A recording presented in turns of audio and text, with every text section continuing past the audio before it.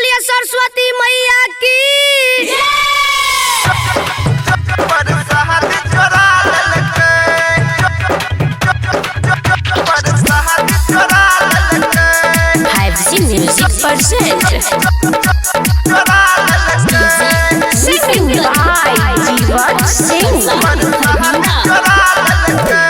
पूजा कर रहे कत दिन कठौती नुका दिलक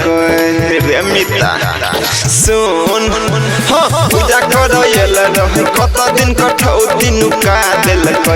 नुका दिलक छौरी सब के भेले नहीं लाज करे में यह काज पर सहारी चोरा लेलक छौरी सब के भेले नहीं लाज करे में यह काज पर सहारी चोरा लेलक जाके पंडाल पछारी में सब टबी खा लेलकै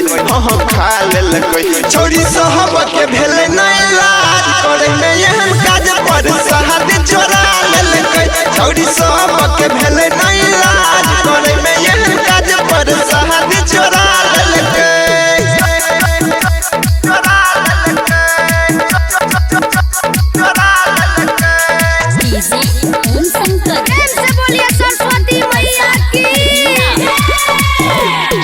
एको राती भेलै नहीं पूजा कमिटी के डर रे अदहा खेलकै अदहा रखलकै लो जाइला घर रे एको राती भेलै नहीं पूजा कमिटी के डर रे अदहा खेलकै अदहा रखलकै लो जाइला घर रे मैया सरस्वती के जल फूल पहले चढ़ा दिलकै मैया सरस्वती के जल फूल पहले चढ़ा दिलकै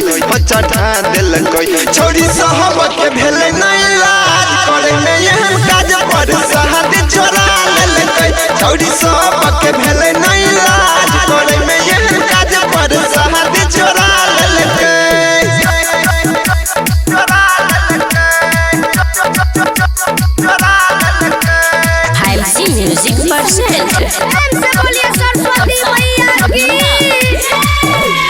रखी है नजर छौरी सब पे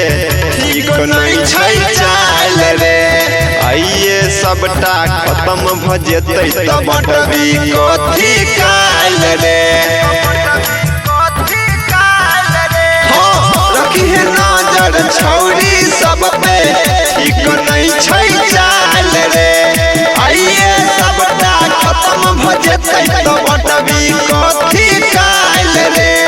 गायक जीवछ के मुकेश भगत बता दिलकै